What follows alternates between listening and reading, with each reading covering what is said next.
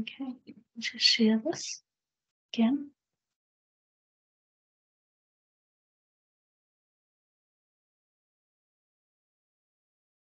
Okay, so welcome back to our lectures on the Exalted Treatise on the Response of the Tao.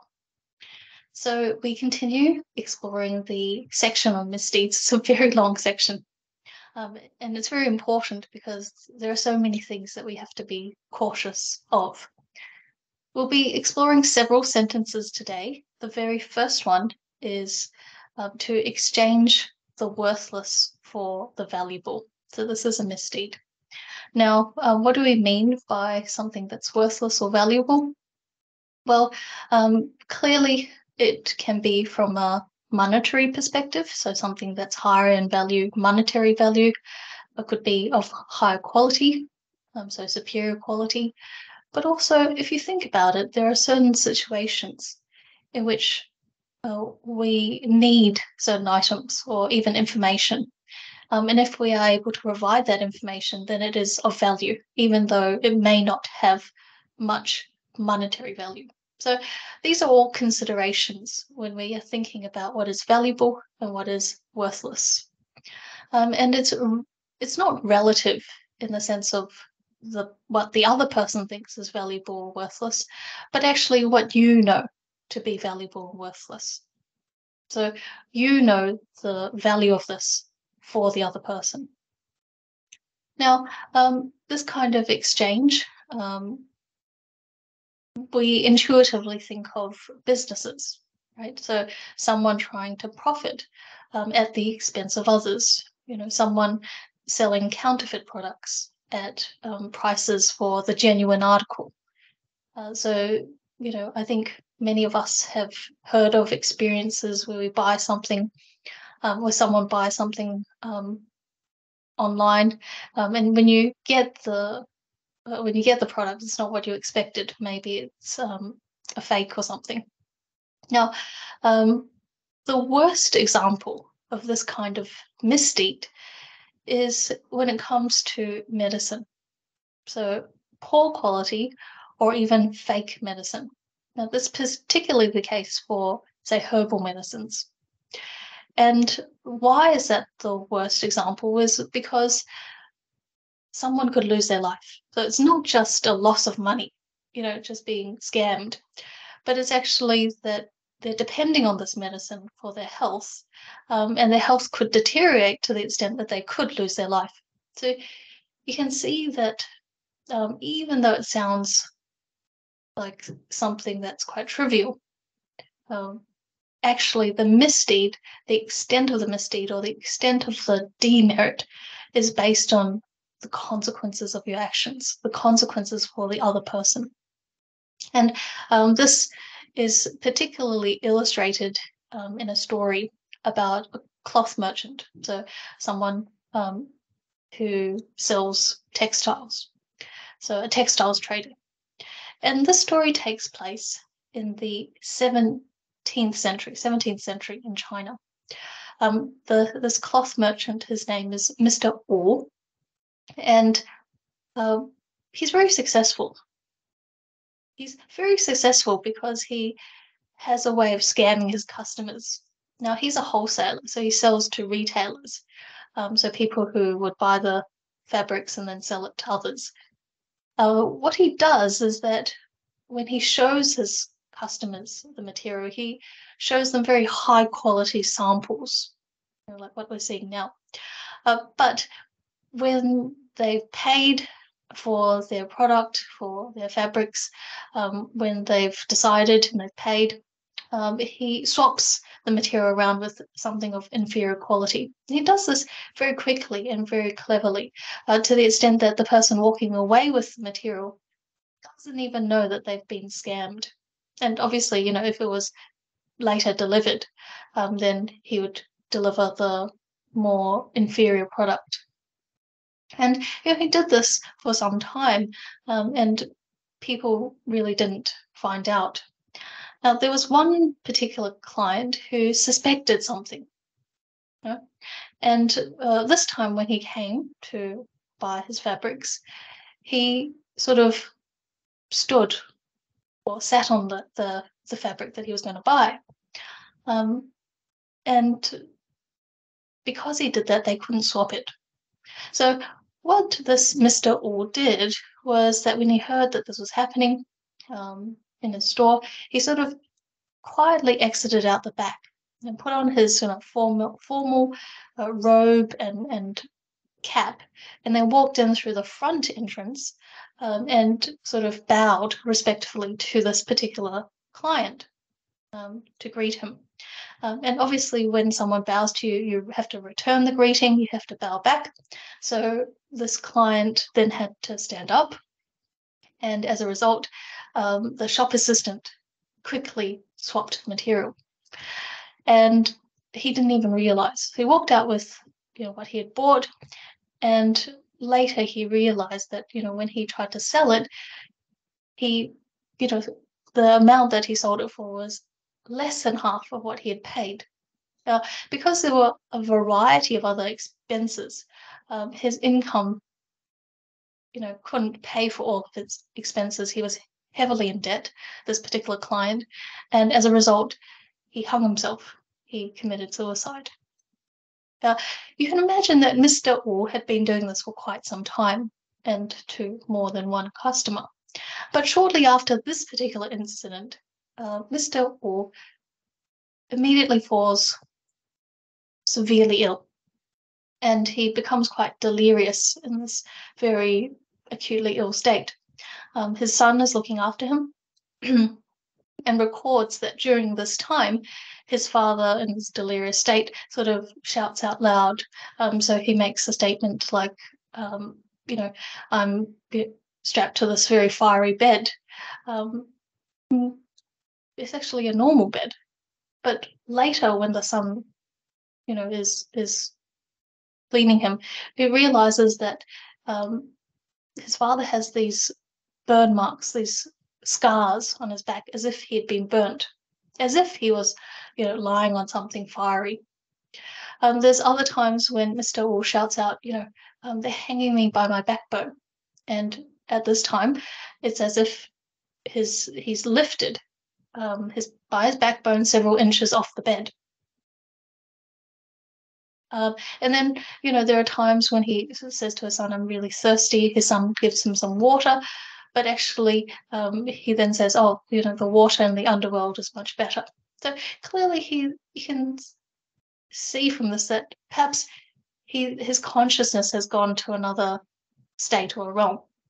And this is not something that just the Taoists believed, but there are other faiths, including Buddhism, that also talk about someone experiencing this kind of punishment for their misdeeds in the afterlife, but also prior to passing away.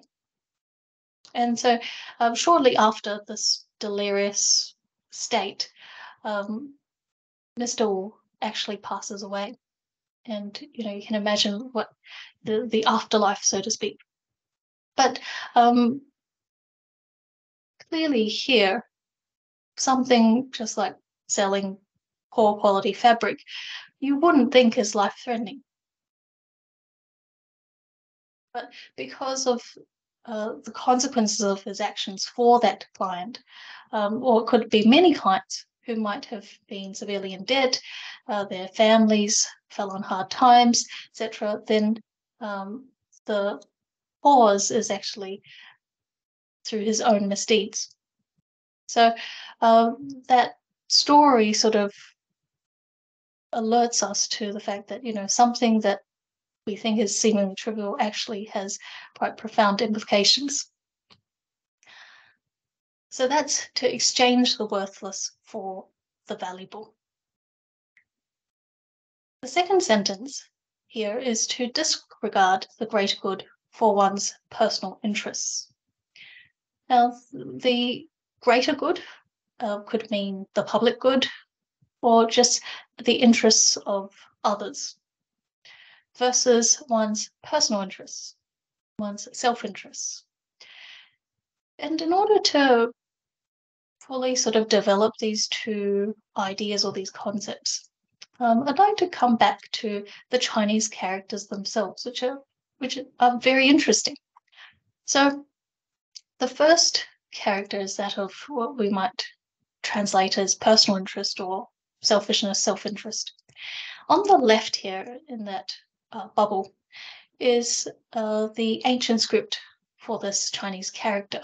It was how it was written over 2,000 years ago. You can see it's just sort of like a hook that's curved inwards, right?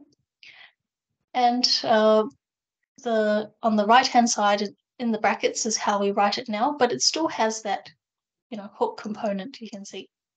Of course, the modern character has a left and a right component, but originally it was just one component, this hook. And what it was meant to depict is sort of someone only thinking of themselves, only taking things for themselves. And you can imagine someone's, hand reaching out to, sweep everything into, for themselves. And so this kind of curve or hook curving in on itself is meant to illustrate this point about thinking only of oneself, and therefore has the meaning of one's private interests, self-interests, or just generally being selfish. Now, the other character at the bottom here, what's the difference? So you can see it's made up of two parts. At the bottom is that hook that we saw at the top, but at the top of that hook now, there are two curves, right? Two strokes that are curved, and they seem to signify it's a separate character, and it signifies to share or to divide. And it's almost as if you had an apple, you chopped it in half, and the two halves fall apart. So it means to divide, to separate, to share. And in fact, this is the other character for the greater good or the public good or the interests of others, because it's like sharing out and moving away from this selfishness, moving against selfishness, and sharing one's own profits, you could say. So this idea is to be selfless, to think of the greater good, the public good, and the interests of others. Now, what that might mean is different based on the situation. So, say, for example, in the beginning of our life, we're a child in our family. And when we think of the greater good, we would not necessarily think of, the global community or the whole world. We would be thinking at that stage as a child of how does this impact on my family? So rather than think of yourself, the child in the family, you would think of the interests of the family. Now, later in life, when you have a career, when you're working, then you would think about the interests of your organization over and above yourself. And, if you're working for the government, then it's not just the government, but the people, the citizens of this nation state. And all of us, being citizens of a particular nation state, need to think of the public, need to think of others who we share this community with. So you can see that this so-called thinking of the interests of others, perhaps at different stages of your life, might be different. I want to particularly hone in on our professional lives and what we would call a conflict of interest or conflicts of interest. So clearly here in the Exalted Treatise, it's talking about a conflict of interest between one's personal and the personal interests versus the interests of the organization on a professional level. So the definition of a conflict of interest is when we have a professional role in which our personal, professional, legal, financial, or other interests, so various interests. So personal could be romantic interests. Professional could be, maybe there's an opportunity for advancement or promotion. Legal, financial could be some sort of financial incentive or reward. And all of these things in various degrees, will impair our judgment in our particular role. It says, may either impair our effectiveness in fulfilling our roles, fulfilling our particular tasks, or cause harm, or may even exploit those who we serve. So we may be sort of exploiting the company or the organization for our own interests. We're not thinking about what's best for others. We're thinking only about ourselves. And this particularly happens in the context when we are working for an organization, but at the same time, we may be working for individuals. For example, if you are working for an investment company, but at the same time, you are providing a consultant kind of, as a consultant, you also provide advice for investors. So therefore, you can see there's quite clearly conflict of interest.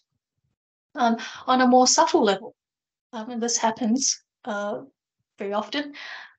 For the medical profession, you have pharmaceutical companies who take out, doctors, nurses for very expensive holidays, give them gifts, and as a result, when the doctor or the medical professional is sitting in front of a patient trying to decide which of these drugs they should be prescribing, there's sometimes a conflict of interest in prescribing the drug that the pharmaceutical company who, provided you with a holiday, you might be more inclined to prescribe that drug. So there's more subtle instances of this conflict of interest as well that we need to take care of. So regardless of what profession you have, there will be some conflict of interest at some time.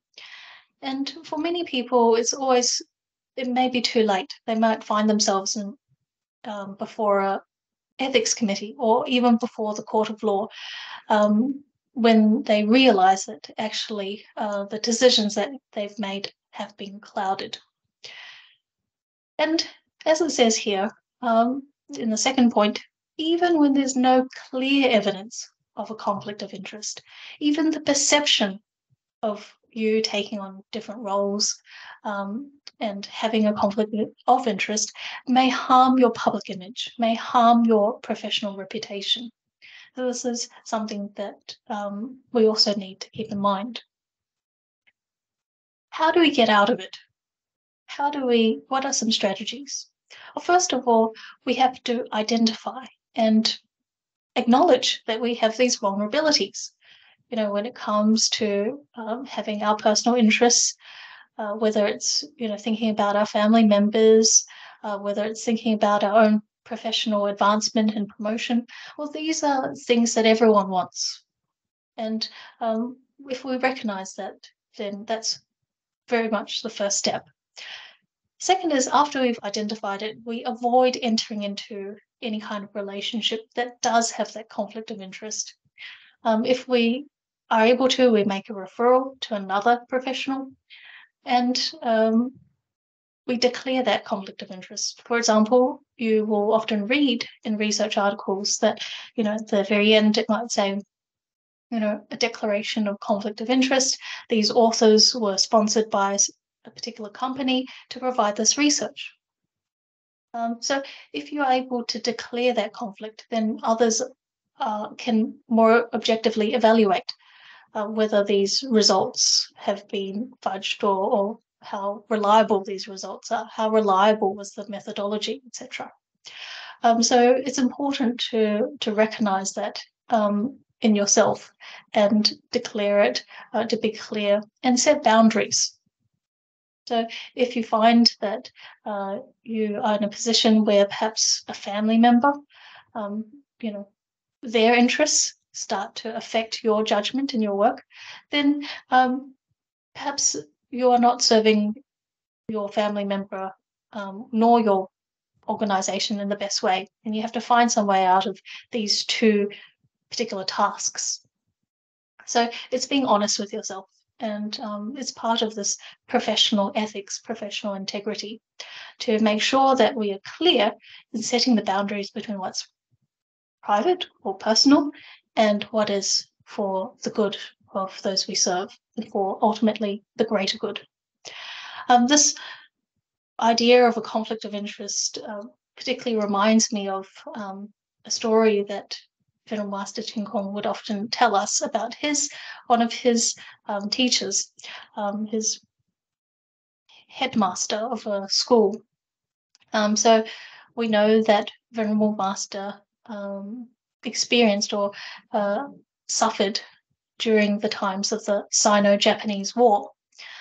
He was just a child when it happened, and as a result, he had to, flee from his hometown. He was ultimately displaced, so he literally had to walk by foot across several provinces of China.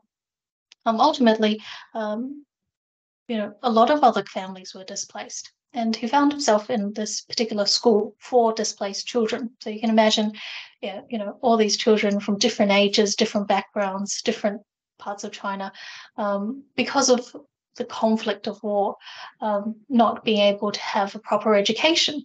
And this particular school was the principal or headmaster was a man by the name of Zhou Bangdao. And of course, he had his family, he had his own children, but he set up the school to ensure that these other children could have some semblance of education during these tough times.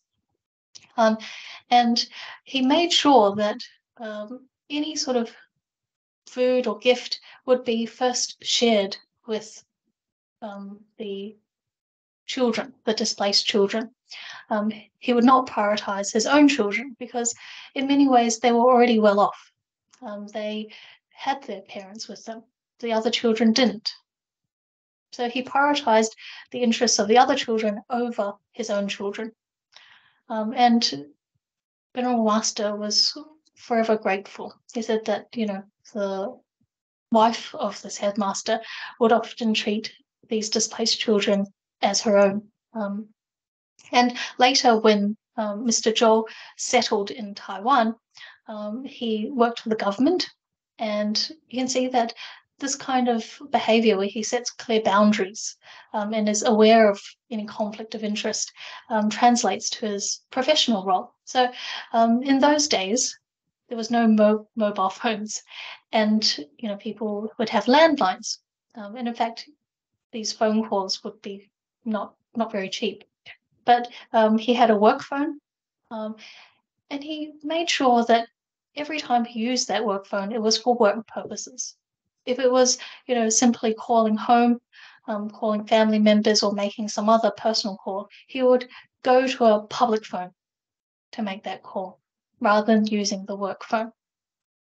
So you can see, of course, that even something that most people would dismiss it as quite trivial, but actually he was thinking that this is a boundary, and I need to be clear that I'm using the resources at work for work purposes. I'm not exploiting these public resources for my own personal interests. Of course, there are a number of other stories that in the collected commentaries and the Collectania that provide both positive and negative examples. Another very good example comes from the 11th century, and it's about two senior ministers in government. So Zhao Bian and Fan Zheng were two senior ministers, and it was well known to everyone that they had sort of personal grievances, that they didn't get along because of something that happened in their history. Now, the chancellor at the time, his name was Wang Anshi, he also had a personal grievance with Fan Zheng because Fan had sort of talked about his shortcomings, his weaknesses. So he was not very happy with that. And he tried to find some opportunity to take revenge. Now, at this time, the emperor was asking about the character of Fan Zheng, asking the chancellor. And rather than Wang Anshi, the chancellor, personally criticizing Fan Zhen, he asked the emperor to ask Zhao Bian, who he knew had this personal enmity with Fan Zhen. And by doing so, he knew that probably Zhao Bian would not provide a very good character reference. But actually, what happened later surprised him. So, in this, when the emperor calls Zhao Bian for an audience to ask about Fan Zhen, Zhao Bian actually says that this Mr. Fan was a very faithful and loyal official. And the emperor asks him why he would say this. And Zhao Bian replies that, there's certain evidence that shows that Fan Zhen has been quite loyal and upright. So, first of all, he was the very first to recommend to the former emperor that the emperor name his successor during his illness. And by naming the successor, it would prevent sort of succession sort of struggles and competition. And it would ensure the stability of the dynasty and the ruling house. So this was a very good suggestion. The second was that, Zhao Bian has provided 19 remonstrances. So a remonstrance is a formal piece of writing for providing honest feedback, advice. And the emperor would often, float different strategies or policies and ask for advice and memorials from his officers, whether they agreed or they opposed the idea. And this Fan Zhen had written 19 of these remonstrances. So clearly he was someone who provided honest feedback, honest evaluations.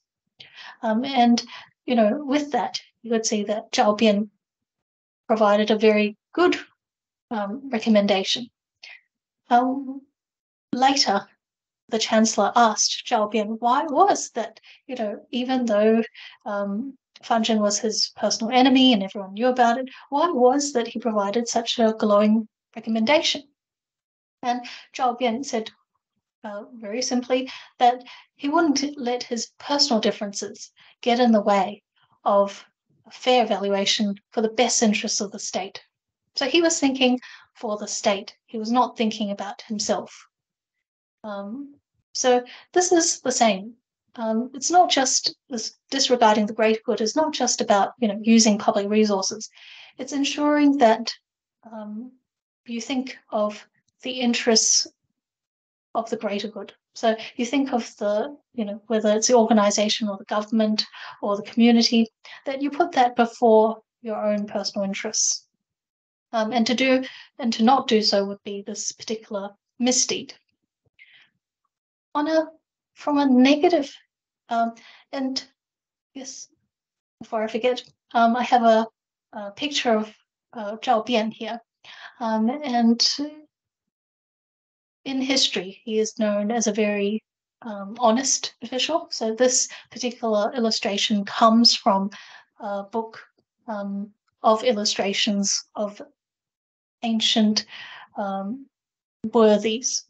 So very upright and honest officials throughout Chinese history. So you can see that Zhao Bian was very esteemed throughout Chinese history for his great character. And, this story is just one of the few examples of him thinking about the greater good rather than himself. Now, another sort of example, but it's a negative exemplar, is that of Mr. Bu, who was very, very corrupt. And he was so corrupt that he actually accumulated several hundreds of thousands, in terms of cash or money. And this was all from his corrupt practices. So he appropriated the taxpayers' money. So what he did when he accumulated so much was that he ultimately retired. bought a lot of land, became a very wealthy landowner, and thought that he could retire in peace. Now, during this time, he dreams of his grandfather, who, his late grandfather, who tells him that, because of his misdeeds, he will experience some sort of punishment. But he disregards this, and he thinks that he will be able to live out a very happy retirement. Fortunately, his son and his grandson, with this wealth, they become, very unrestrained in their gambling. So they have this very bad habit. It gets worse with the wealth of their father. So because all they do is gamble, they don't have a proper job, the whole family achieves a very bad reputation in the community. And later, the son and the grandson squanders away the family fortunes. So they have to sell off all the land just to cover these gambling debts. And ultimately, the family's left with nothing. They are destitute. And this Mr. Bull, he ultimately dies of despair. So, someone who's corrupt, who really disregards the greater good for their own, amassing their own personal funds, is, a classic example is this corrupt official. And we can see that actually this cause and effect, this causality, we don't need to wait very long, but actually you can see that what he did happens to him. So what do I mean by that? So as a minister, he should have been thinking about the people, the government. Instead, he's thinking about himself, amassing these funds. His son and his grandson, they should be thinking about the family, making good of themselves, upskilling, and actually doing work, whether it is working in the government or working in a particular trade, and helping the family fortunes. But instead, what do? They think about themselves. They don't do any work. They simply squander away and have a lavish lifestyle, gamble away the money. So Mr. Bull, he didn't think about his work. And similarly, his son and his grandson also doesn't think about fulfilling their responsibilities. And so that's how, in many ways, he experiences his punishment through his own family. So through that, we can see the negative example, but also you can see the positive example of Zhao Bian, and the fact that Zhao Bian throughout history is very acclaimed, and this other many corrupt officials throughout Chinese history who are very disgraced. So that's this particular sentence about disregarding the greater good for one's personal interests. The next lines I'll cover are really in a cluster. So, you can see here appropriating someone's skills, concealing their strengths, describing their disgrace or shameful matters, or even disclosing their secrets. It's all related to how we deal with others, and how we try to take advantage of others, whether it's their skills, strengths, or even their secrets. So this idea of appropriating someone's skills, actually in Chinese, that character is literally means to steal. Okay, so stealing someone else's ability or their skills, their ideas, their strategy, taking credit for their work. So this is really not acknowledging someone, but actually taking credit for their work. And, it makes me think of at university, of course, when students come, the very first thing that we often talk about with them on their induction week is that of academic misconduct or academic integrity. Part of that would be misconduct. And that is, when students try to gain some sort of unfair academic advantage through cheating, collusion, plagiarism, etc. And this is very important because in terms of at the academic level, we know that academics or scholars, they're not there to become billionaires or make a fortune, but what they do pride themselves on is their ideas, their theories, their way of thinking, or their way of doing and researching. And therefore, it's so important to acknowledge that it is their ideas or their strategies. So how do we do this, and how can we tell that someone has a good reputation as a researcher or as a scholar? Well, it's usually through their citations. So here I've extracted, a snapshot from the Google Scholar website.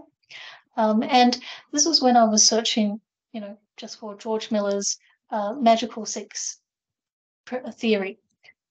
And here, what I've underlined is the citations, right? So you see the very first article published in 1967 was cited just 800 times, whereas the second article by George Miller, published in 1953, was cited over 40,000 times, nearly 41,000 times. And another article more recently written about George Miller's magical number was only cited 99 times. So you can see already through the number of citations which particular article has had the most impact. And it's not at all related to its date. It's not that the older the article is, the more citations it has. It's actually related to the idea or the theory. So anyone who might be talking about memory, and this idea of how short-term memory is limited to seven, say 6 or 7 chunks of information. So often people will say, when you try to memorize numbers, like phone numbers, you get to a limit where it might be around 7 numbers before you start forgetting the other numbers, right? And this theory came from George Miller, which he calls the magical number 7 plus or minus 2. And so every time you talk about this theory, you'd have to quote or cite this particular article, is the article in which he first articulates his theory on the magical number 7. And therefore, you can see it's had this huge impact. Now, based on the number of citations that journal articles have within this journal, the journal achieves its impact factor. So each journal, its academic journal, will have an impact factor. And this is probably more the case for science journals or, science or medical related research, where the impact factor is very, very important. But this also occurs in the humanities. And the impact factor of a journal is related to how the articles it publishes have been cited.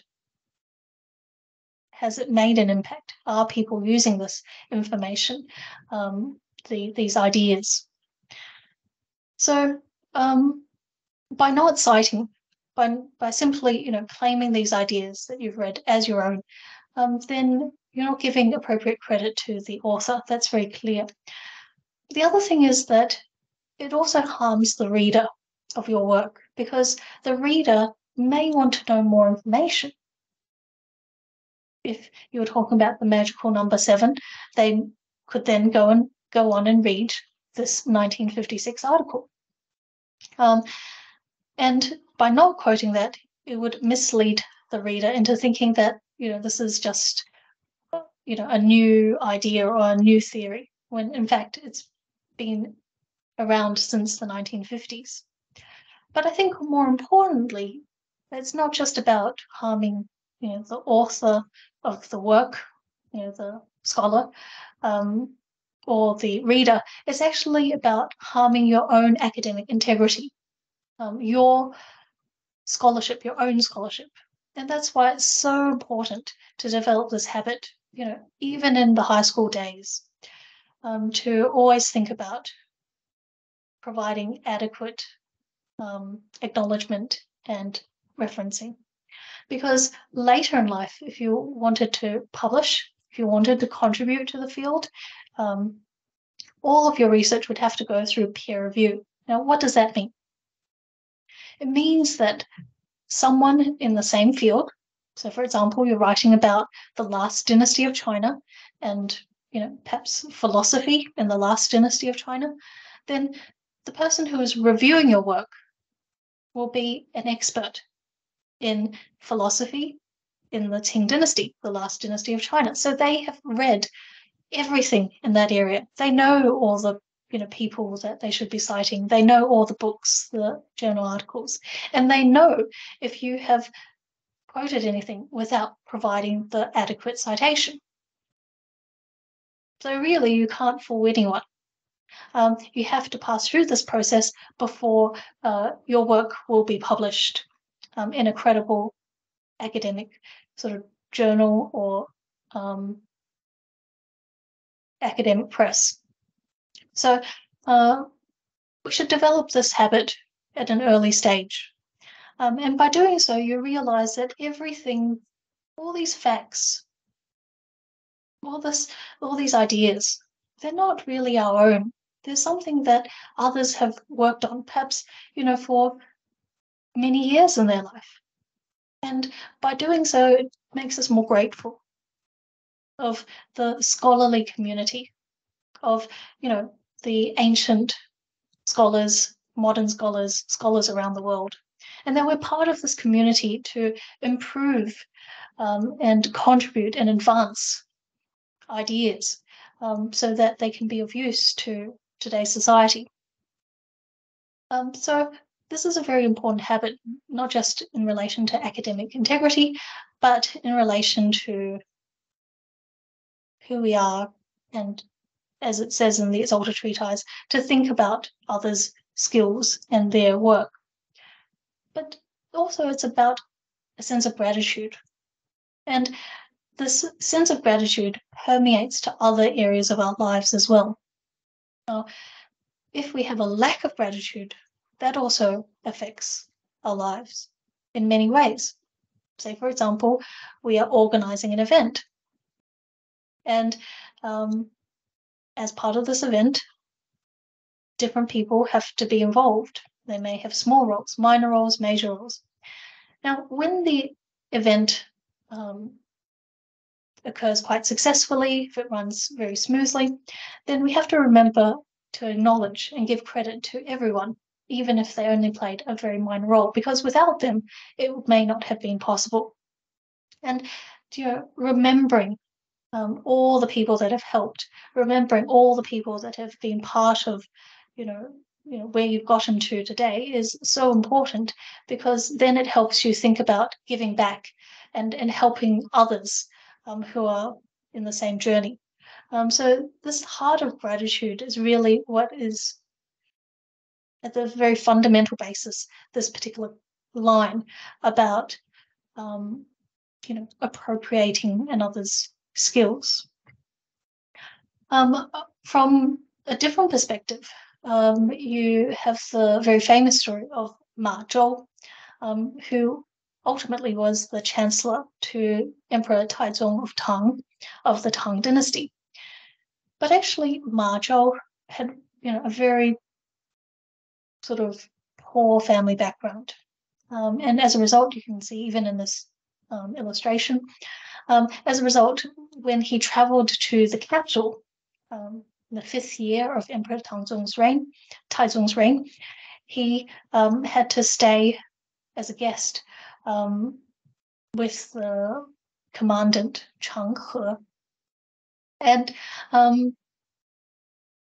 at the time, it was very interesting because there was a drought, and Emperor Taizong asked for all his ministers, whether they were part of the civil service or the military service, to provide him with ideas on perhaps the failures and the achievements of his reign, and so that he could improve. Now, being a commandment from a military perspective, Chang He himself was not very good at writing, and so Ma Zhou, who was at his house at the time, drafted, say, 20 different items that he thought should be that Emperor Taizong could improve on, and that was exactly what Chang He then took to the emperor. And Emperor Taizong was extremely impressed. He agreed with everything that Ma Zhou said, and but he also knew that Chang He, was probably not able to write something like this, and asked him, how he came about, with this good advice. Chang He had two options. He could have said, it was, these were all my ideas. I just asked someone else to write it out for me in nice language. And he could have completely, appropriated, as we said here in the Exalted Treatise, taken credit for Ma Zhou's work. That's the first option. The second option is to say, no, this was not me. This was someone who was staying at my house. His name is Ma Zhou, and he's, excellent writer. Obviously, he's quite talented. So what did Chang He do? Clearly, he took the second option, and he recommended Ma Zhou to Emperor Taizong. And Emperor Taizong was so happy that he immediately, on that day, summoned Ma Zhou to come to court. And he summoned Ma Zhou 4 times. What does that mean? So maybe he asked for the first messenger to go and, summon this person. Maybe an hour passed and nothing happened, and he thought, he felt that he needed to see this person urgently. So he asked another messenger, and he did this 4 times. So you can imagine, Emperor Taizong, that kind of that sense of urgency that he had, but also the sense of excitement of wanting to talk to this person. So ultimately, Ma Zhou came on the day, and Emperor Taizong was so happy with the conversation that he had that he immediately appointed him. Now, he appointed him as part of the chancellery, but then ultimately later as a censor. And so this is a person who would be in charge of remonstrating, drafting memorials, etc. And he was, the rest is history. Ma Zhou later becomes a chancellor. He becomes the key aide to Emperor Taizong.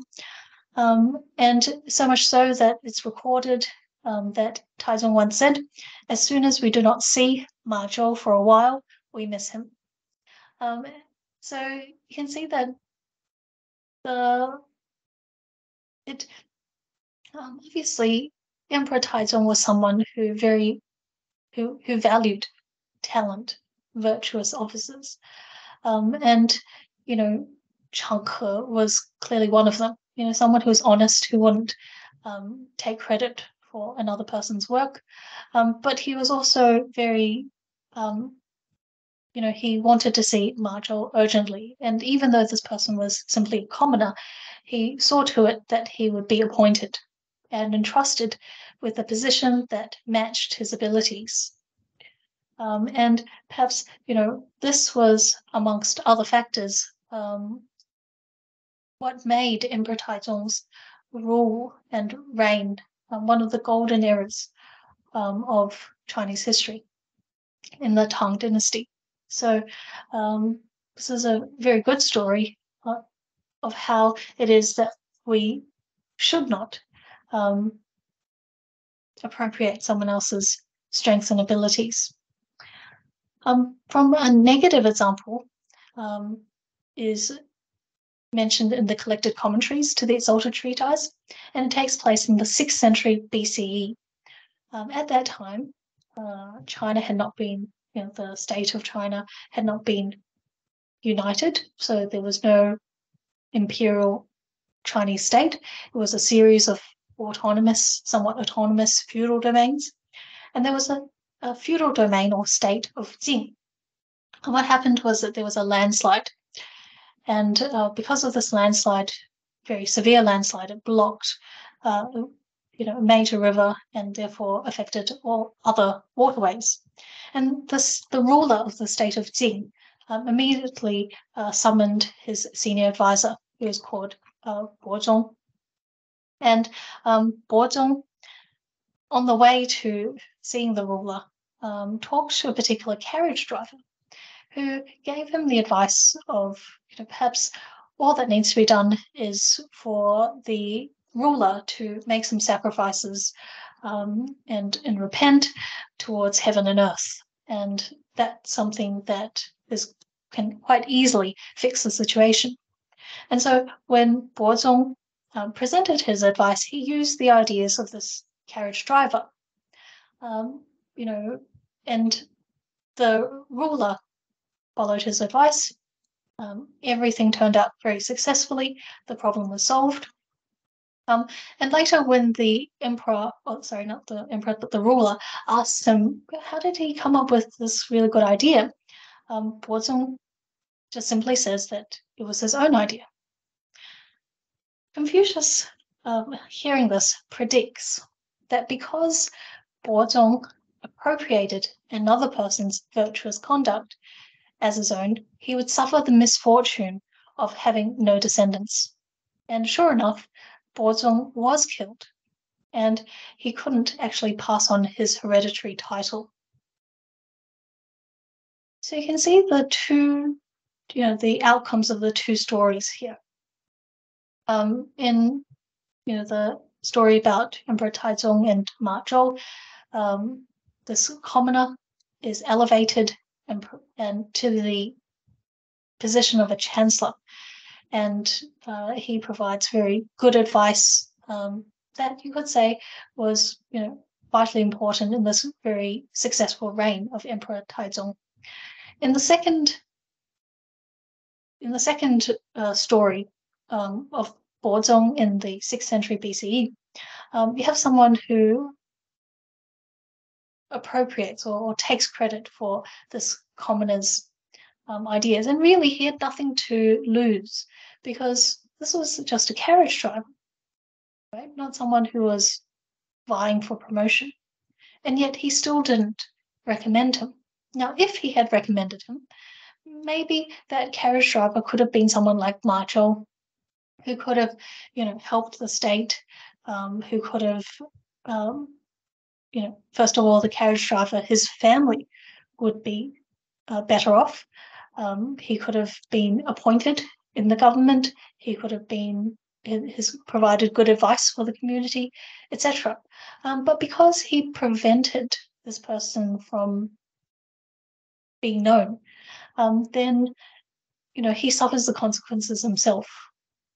So you can see the two different the two different outcomes, and really it's just one thought in a split second decision when the ruler asks, how did you come up with this idea? It's really a split second decision of whether you conceal someone else's strengths, take credit for their work, or you tell the truth and you say that it was this particular person. So we have to be very cautious that this is quite a serious misdeed, because in some ways it relates back to the previous idea of thinking about the public good, the greater good. So that's the sentence of appropriating someone's skills. The next sentence is concealing someone's strengths. Now, clearly that's related because, in the case of Bozong, he was concealing the good ideas of the carriage driver. So these strengths could be, their ideas, it could be their talents, it could be their skills, good deeds, their work, etc. So all of that is related to, not letting others know of their good attributes. And it's important to understand that what's the thing that we should be doing is that anytime you see someone's strengths, you should praise them and encourage them.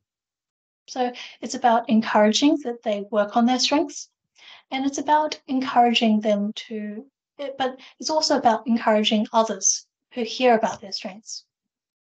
And by doing so, not only is it a good deed for yourself, but it's also multiplied by the good deeds of the person that you've praised and from others who've learned from their good work.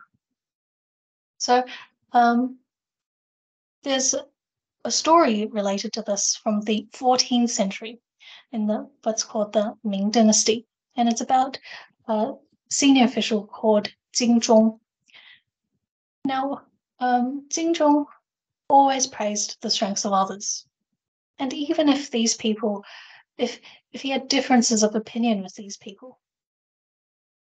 Now, early on in his career as a junior official, he was often humiliated and embarrassed by a particular person in his village. Later on, Jing Zhong becomes the minister to a head official to the Ministry of War. And when he takes on that position, it's this same person from his village who comes wanting to apply for a position. And when he sees Jing Zhong, he thinks that all his hopes are dashed because, of their prior history. But actually, Jing Zhong actually gives him a job and recommends him because he feels that what happened in the past is really just between the two of them. And if this person has talent, then he should be employed. So this is where, he didn't let someone else's faults get in the way of their strengths. And, he didn't conceal their strengths because of his past history. There's a very famous quote by the grandson of Confucius, his name's Zi here, who once advised a ruler to employ officials using the analogy of using a piece of wood. So he says, it's like using a piece of wood. Do not reject a very good quality piece of timber, a thick piece of timber, just because it has a rotten edge.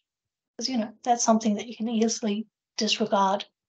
So, when you're employing someone, employ them for their strengths and do not sort of scrutinize every little flaw and deficiency they have because no one's perfect.